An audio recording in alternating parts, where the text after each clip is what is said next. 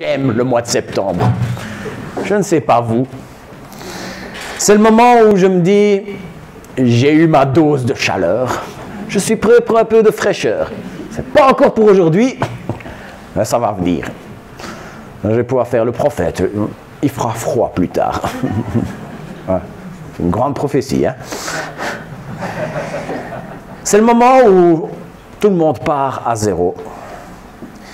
Les projets qui ont un peu traîné, on se dit, allez, on prend le taureau par le corne, on y va. Il y a aussi pour ceux qui reprennent les cours. On se retrouve dans une nouvelle classe, un nouveau groupe, de nouveaux profs, et il y a un petit effet de nouveauté qui est là, qui ne va pas durer, mais qui est là, qui est assez motivant. Il y a aussi les cours, les cours, on n'a pas encore reçu les premiers devoirs, on n'a pas encore eu les premiers gros travaux à remettre, on n'a pas les grosses leçons, hein. C'est pas encore devenu trop difficile. Le mois de septembre, en général, assez joyeux, dans ce sens-là, pour certains. Ce n'est pas le cas de mon épouse, parce qu'elle reprend, s'est réorganisé tout son horaire, essayer de plaire à tout le monde, ce n'est pas toujours évident. Mais généralement, on retrouve une certaine routine. En fait, moi, je vous propose, je me dis, c'est au mois de septembre qu'on devrait faire les résolutions de Nouvel An. Parce qu'on a l'opportunité de refaire une nouvelle routine. Parce qu'au mois de janvier, on est en plein milieu. Il n'y a rien de réellement nouveau. Aujourd'hui, à partir de la parole de Dieu, ce que j'ai envie de faire, c'est de parler de repartir à zéro. Mais d'après la parole. Et je vais parler selon les 3 axes de nos relations. Repartir à zéro par rapport à moi-même. Repartir à zéro par rapport aux autres. Et puis repartir à zéro par rapport à Dieu. Et je vais commencer par celui-là. Repartir à zéro par rapport à Dieu. Évidemment, le plus important. Infiniment plus important que les 2 autres. Si on réussit sur ce premier-là et qu'on rate sur les 2 autres, on est plus ou moins bon. Si on réussit sur les 2 autres mais qu'on rate sur celui-là, on est mal. C'est si simple que ça. En fait, c'est pas le genre de recommencer à zéro qu'on peut faire jour après jour. On se dit, allez maintenant, et puis dans un mois, on dit, ok, allez maintenant. C'est pas ce genre de remise à zéro là. On n'en a droit qu'à un seul. Une seule remise à zéro par rapport à Dieu. Mais en fait, c'est pas grave. C'est pas grave. Puisque une fois que c'est fait, c'est fait. Une fois que Dieu a fait de nous des nouvelles créations, nous sommes dans sa bergerie. Et tant qu'il n'a pas fait de nous des nouvelles créations, nous pouvons nous redémarrer de la manière que nous voulons, autant de fois que nous voulons. Ça n'ira nulle part si nous ne sommes pas sur la bonne voie. Nous n'irons jamais dans la bonne direction. Le passage que j'ai voulu lire par rapport à ça se trouve en 2 Corinthiens, le chapitre 5, les versets 16 à 19. Ainsi, nous, dès maintenant, nous ne connaissons personne selon la chair. Même si nous avons connu le Christ selon la chair, maintenant, nous ne le connaissons plus de cette manière. Si quelqu'un est dans le Christ, c'est une créature nouvelle. Celui qui est ancien est passé. Il y a là du nouveau. Tout vient de Dieu, qui nous a réconciliés avec lui par le Christ et qui nous a donné le ministère de la réconciliation. Car Dieu était dans le Christ, réconciliant le monde avec lui-même, sans tenir compte aux humains de leurs fautes. D'autres ont peut-être sans charger les hommes de leurs fautes et mettant en nous la parole de la réconciliation. Si nous connaissons Christ aujourd'hui, si nous y arrivons, c'est parce qu'il a fait de nous des nouvelles créatures. C'est parce que je suis le nouveau Martin. Et pour ceux d'entre vous, pour qui c'est le cas depuis 50, 60, voire même plus, vous êtes toujours nouveau. D'ailleurs, ce n'est pas étranger à notre manière de parler. La ville de New York, c'est toujours le nouveau York. Parce que l'ancien York, dans le nord-est de l'Angleterre, existe depuis l'époque romaine. Et le Nouveau York, qui est 50 fois plus grand, 50 fois plus connu, restera toujours le Nouveau York, même s'il existe depuis 400 ans. Nous sommes des nouvelles créations, même si cette nouvelle création date de 70 ans. Nous sommes toujours nouveaux par rapport à l'ancien. Il a fait de nous des nouvelles créatures. Il nous permet de redémarrer. Tout ce qui a fait de nous des ennemis de Dieu a été balayé. Et puis il y a ce mot qui est là, qui est juste merveilleux. Réconciliation. En fait, c'est l'image d'une mise-brouille, comme on dit par ici. Dieu et Martin ne pouvaient pas se blairer. Dieu et l'humanité sont d'une part et de l'autre d'un champ de bataille. C'est la guerre. La cité terrestre et la cité céleste sont en guerre. Mais l'œuvre de la croix a changé tout cela. On a pu faire la paix. En ce qui me concerne moi et ceux qui se sont tournés vers Christ, ce conflit est une chose du passé. Mais pour que cela soit possible, il a fallu que Christ fasse de moi une nouvelle création. Il était tout simplement inadmissible pour Dieu d'accepter l'ancien Martin. L'ancien Martin qui était sous le péché. Mais il ne m'a pas laissé comme ça. Il a créé un nouveau Martin. Et la différence entre l'ancien Martin et le nouveau Martin, c'est que l'ancien Martin était sous le péché.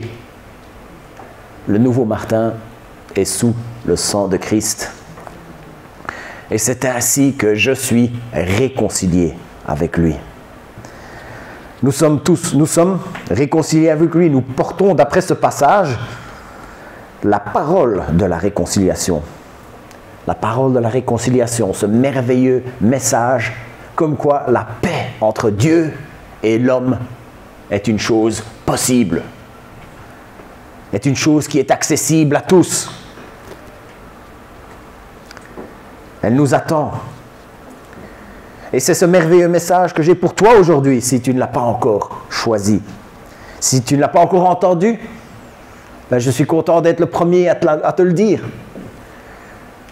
Si tu l'as déjà entendu, mais que tu n'as pas voulu y croire, ou si tu l'as déjà entendu et que tu n'avais pas vu les choses comme ça, ben c'est un merveilleux message que tu reçois aujourd'hui. Que la paix entre l'homme et Dieu est possible grâce au sang de Christ. C'est ainsi que je suis réconcilié avec lui. Qui que tu sois, quelle que soit la profondeur de ton état de pécheur, tu peux repartir à zéro aujourd'hui avec Dieu et il t'acceptera.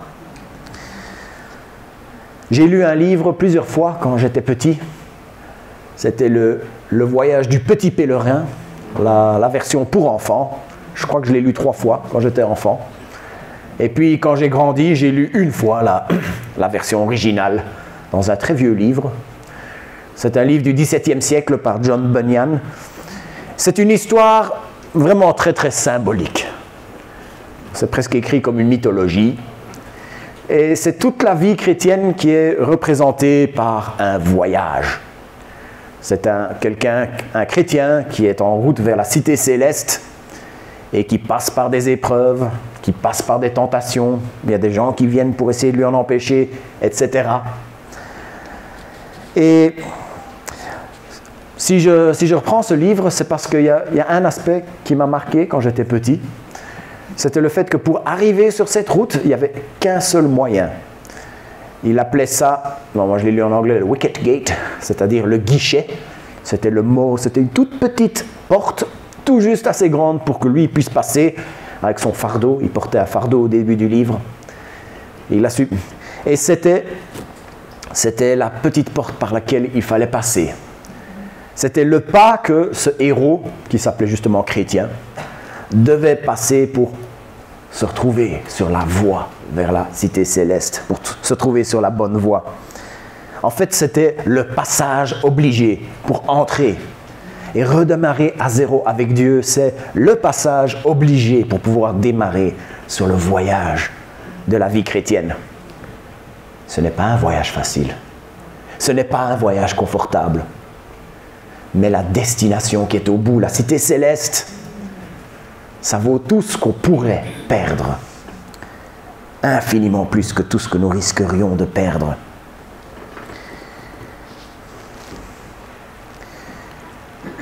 Si tu es reparti, pour repartir à zéro avec Dieu, il y a ce petit pas à faire pour démarrer.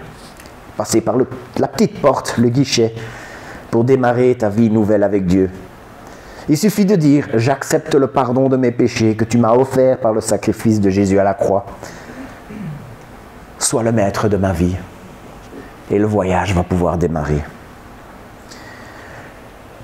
Si c'est quelque chose que tu as déjà fait, repartir à zéro avec Dieu, si tu l'as fait il y a des dizaines d'années, tu n'as plus besoin de le refaire, puisque tu es sur le bon chemin. Mais il reste quand même des choses dans ta vie avec lesquelles tu peux redémarrer à zéro, et que je t'encourage à le faire aujourd'hui. Nous pouvons repartir à zéro dans notre vie personnelle, dans notre relation avec nous-mêmes. Et pour illustrer ça, je vais prendre l'exemple d'un personnage de l'Ancien Testament, un certain Josias. Nous avons un Josias, mais il n'est pas là aujourd'hui. Josias, un personnage très intéressant de la Bible, dont l'histoire nous est racontée dans le livre de 2 Rois, chapitres 22 et 23. L'histoire commence quand il a 8 ans. J'ai fait quelques recherches. Un enfant de 8 ans, ça fait en moyenne en Belgique 1,27 m, à peu près cette hauteur-là. Imaginez un enfant aussi grand que ça, qui devient roi.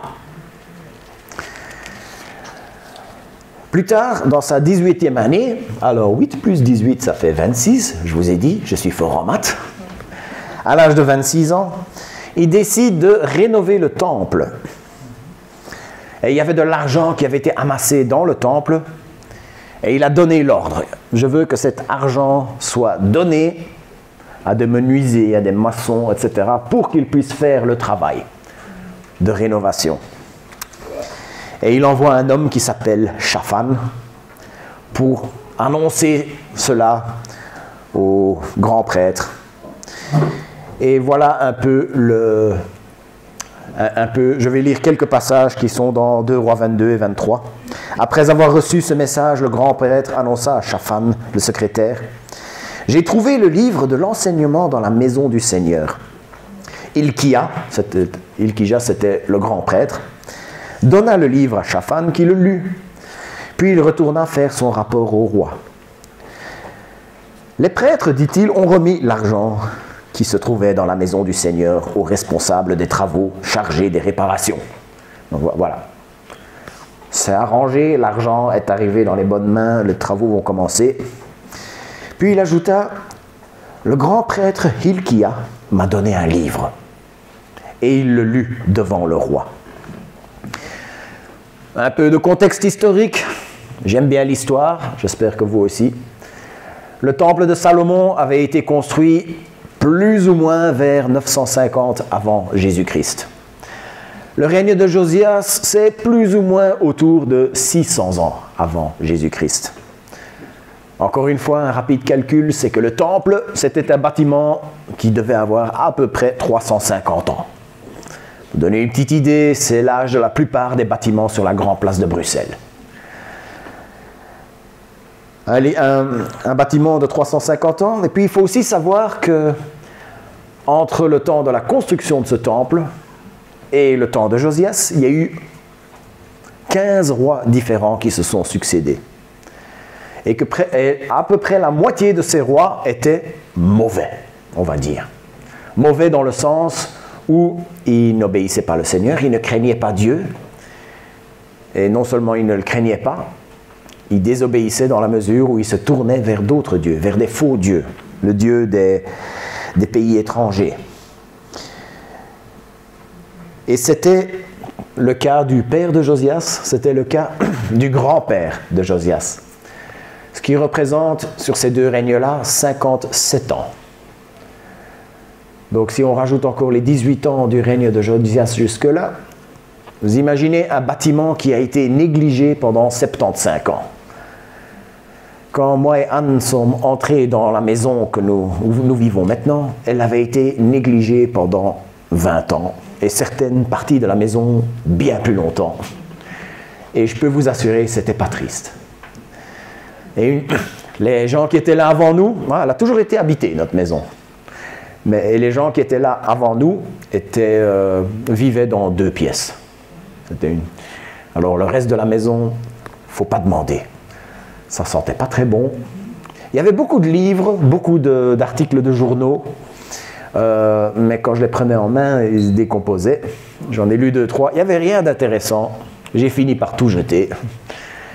Mais ce n'est pas le cas dans l'histoire de Josias, parce qu'un livre a été retrouvé aussi.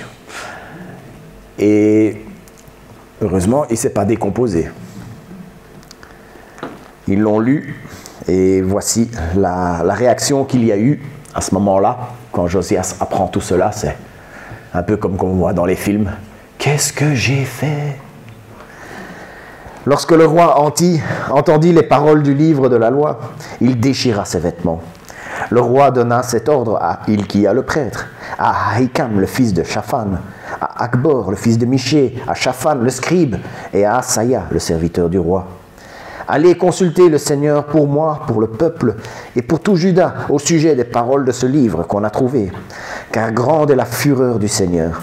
Elle s'est enflammée contre nous parce que nos pères n'ont pas écouté les paroles de ce livre. Ils n'ont pas agi selon tout ce qui est écrit à notre sujet. Josias, il ne perd pas son temps. Il se dit, ah non, la sonnette d'alarme a été tirée, on ne peut pas continuer comme ça. Il faut remettre de l'ordre. Et puis il se met à mettre toute une série de réformes en route.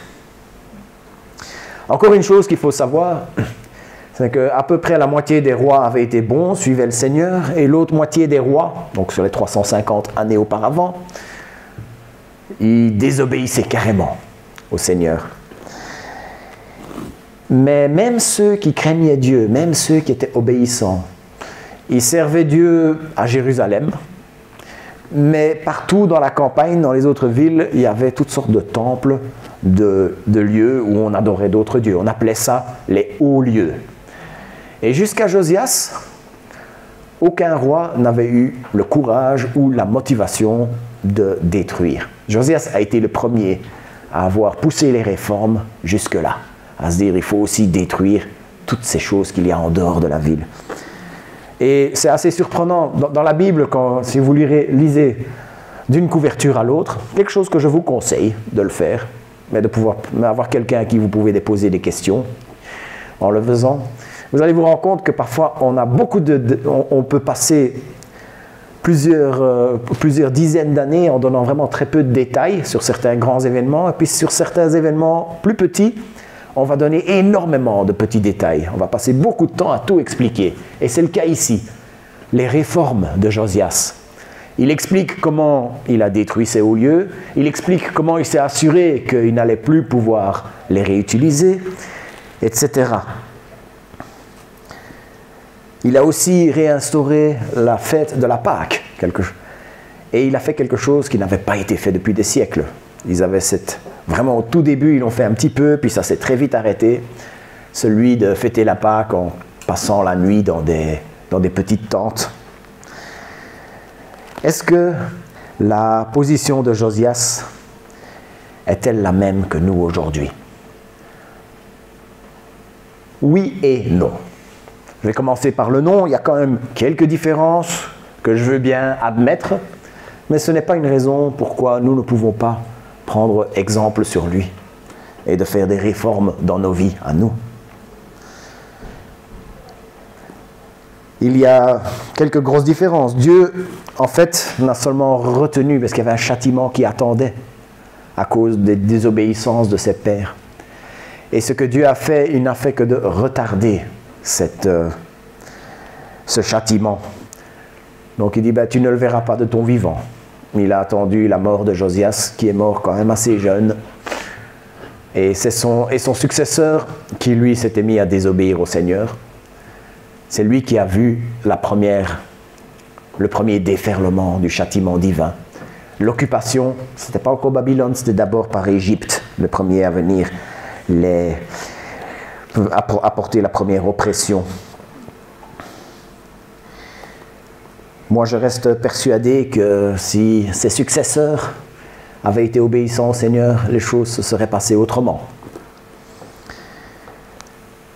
Il y a une autre chose qui est fort différente, c'est que, voilà, quand le roi servait Dieu, tout le peuple servait Dieu.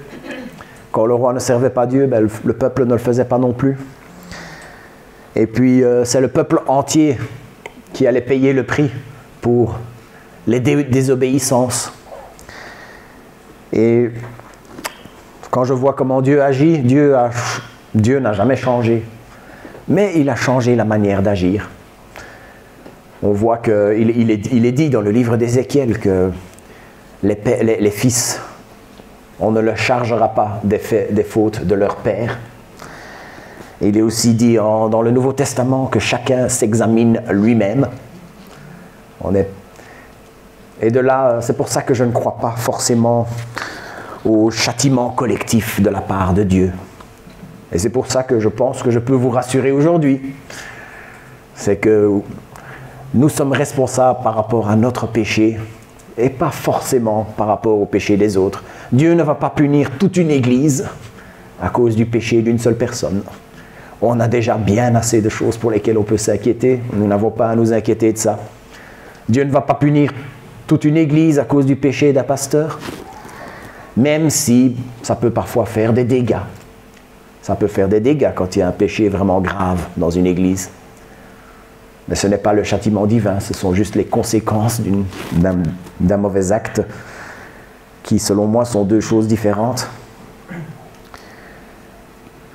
Mais voilà où les choses diffèrent avec Josias, mais il y a quand même des choses pour lesquelles nous sommes susceptibles de nous trouver dans une situation similaire à Josias.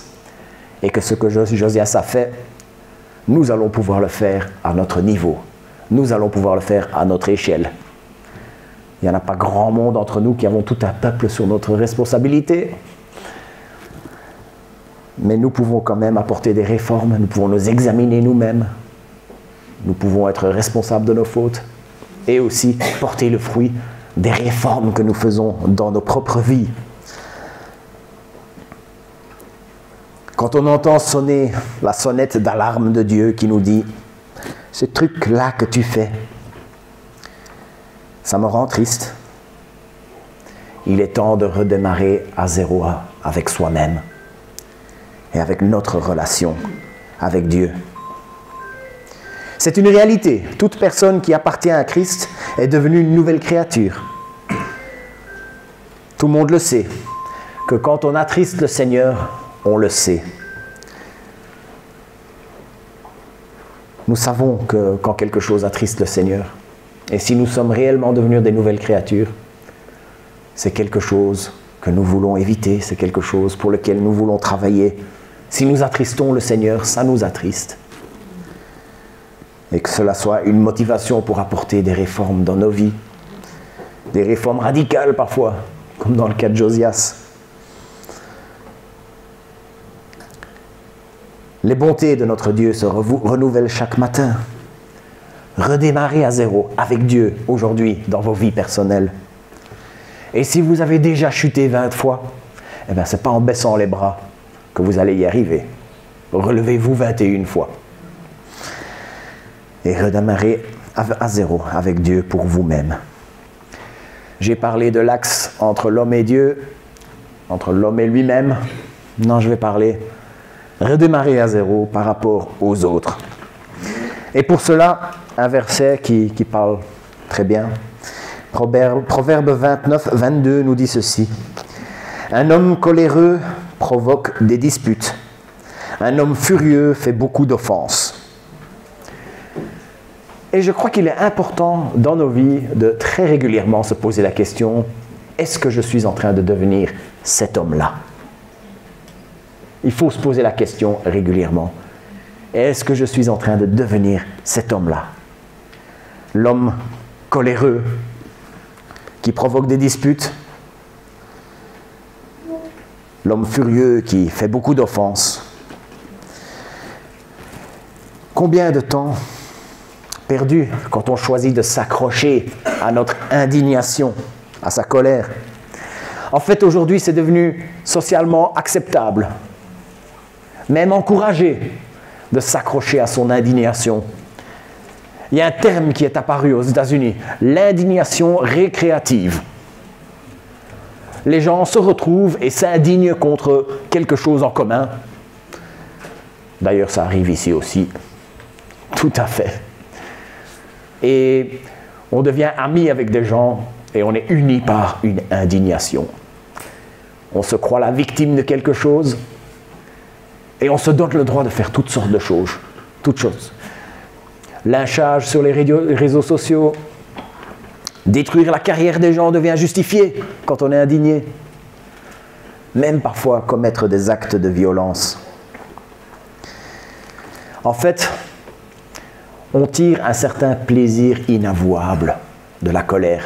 On tire un certain plaisir qu'on n'ose pas avouer par rapport à l'indignation. Et le caricaturiste Tim Kreider a un jour dit « L'indignation est comme beaucoup d'autres choses qui font du bien, mais qui, avec le temps, nous dévorent de l'intérieur vers l'extérieur. Et c'est encore plus insidieux que la plupart des vices. » Parce que nous ne reconnaissons même pas consciemment que c'est un plaisir. Être en colère, être indigné, ça, avouons-le, ça nous fait du bien. D'ailleurs, les algorithmes de YouTube, quand ils se rendent compte qu'il y a quelque chose qui t'indigne, ils t'envoient plein de vidéos qui parlent de ça. Essayez une fois, vous verrez. D'un point de vue purement pratique, j'aurais envie de dire aux gens comme ça, allez-y, vivez dans votre colère, vivez dans le plaisir de votre indignation. Donnez-vous le droit de dire des méchancetés, donnez-vous le droit de commettre des offenses, provoquer des disputes. Mais après, ne soyez pas surpris si les gens n'ont pas envie de vous fréquenter, si les gens n'ont pas envie de passer du temps avec vous ou de vous aider. Mais ça, c'est seulement purement pratique. Mais que dit le Seigneur? Ne le faisons pas. Combattons notre colère. Lâchons prise sur nos indignations. Mais ne le faisons pas pour nous-mêmes. Ne le faisons pas seulement parce que ça va nous faire une meilleure vie. D'ailleurs, ça va nous donner une meilleure vie. Ça, c'est une réalité. Ne le faisons pas seulement parce que nous voulons faire plaisir à d'autres. C'est des bonnes motivations. Mais la vraie motivation, c'est que nous devrions le faire parce que nous craignons le Seigneur. Nous devrions le faire parce que nous aimons Dieu, que nous ne voulons pas l'attrister, que quand lui il est attristé, nous sommes tristes avec lui, et que nous voulons lui rendre gloire. Que ce soit ça notre motivation. Nous ne voulons pas attrister le Dieu qui nous a demandé en Colossiens 3,13 « Supportez-vous les uns les autres et faites-vous grâce. » Si quelqu'un a à se plaindre d'un autre, comme le Seigneur vous a fait grâce, vous aussi faites de même. Redémarrez à zéro avec les frères et sœurs. Pardonnez-leur. Faites-leur grâce comme Dieu vous a fait grâce. Ne les chargez pas de leurs fautes, ne tenez pas leurs fautes contre eux. Ne vous accrochez pas à votre indignation.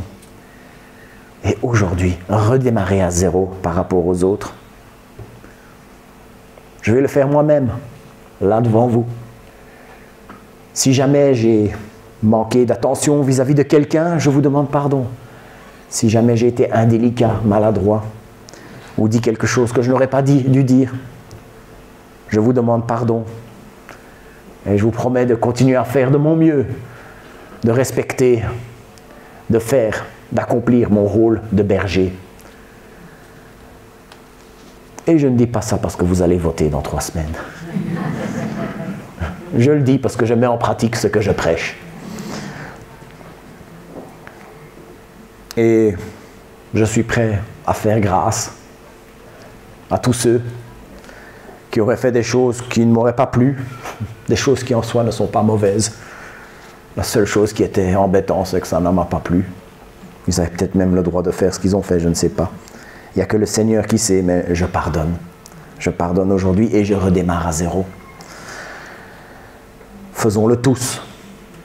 La rentrée, c'est le jour des nouveaux départs par rapport aux autres. Donnons des nouvelles chances à tout le monde. Donnons-leur des nouvelles chances. Redémarrer à zéro par rapport à nous-mêmes. Est-ce qu'il y a des réformes que nous devons faire dans nos vies? Il n'y a rien de tel que le présent. Et si ce n'est pas encore fait, redémarrer à zéro avec Dieu pour devenir une nouvelle création. Les proverbes nous enseignent d'être en règle avec les autres. Josias est notre exemple pour dire qu'il faut faire des réformes quand les choses ne vont pas. Mais la parole de Dieu tout entière est en train de nous dire sois en règle avec Dieu, redémarre à zéro avec ton Dieu. Prions. Notre Père, notre Dieu, nous voulons te remercier parce que tes bontés se renouvellent chaque matin. L'être humain se lasse, l'être humain perd son énergie, mais tes bontés sont toutes énergiques. Comme le soleil qui se lève chaque matin, qui n'a absolument rien perdu de sa force. Ton infinie bonté est renouvelée chaque matin. Et nous voulons te remercier parce que nous avons pu redémarrer à zéro. Nous avons pu devenir des nouvelles créatures. Ces anciennes créatures qui étaient inadmissibles en ta présence sont maintenant couvertes par ton sang, sang grâce auquel nous sommes acceptés. Même cette simple prière que je suis en train de faire est faite parce que je suis une nouvelle créature. Elle est faite parce que le sang de Christ a racheté mes péchés. Je te remercie pour cet accueil que tu me fais, Seigneur, le jour où j'ai redémarré à zéro avec toi. Et Seigneur, nous sommes rachetés de notre péché, mais le péché est encore là. Et Seigneur, c'est mon désir, c'est de pouvoir continuer les réformes. Parce qu'il y aura toujours une petite chose où nous te déplaisons. Et Seigneur, ce que nous voulons, c'est ton plaisir. Seigneur, permets-nous de réellement être attristés quand nous t'attristons et que cela puisse être notre moteur pour remettre des choses en ordre dans nos vies. Seigneur, je veux te prier pour l'unité entre nous. Seigneur, il y a des maladresses, il y a des offenses, il y a des choses que nous faisons que nous aurions peut-être pas dû. Seigneur, nous voulons te prier pour que aujourd'hui soit un jour où nous mettons ça de côté. Nous n'oublierons pas, puisque nos neurones ne sont pas ainsi conçus pour pouvoir oublier les choses de cette manière. Mais Seigneur, nous voulons pouvoir ne pas charger les gens de leurs fautes, redémarrer à zéro et aller vers de meilleurs lendemains avec toi. Au nom de Jésus. Amen. Je vous invite à vous lever. Et nous allons chanter « Pardon, Seigneur, pardon ».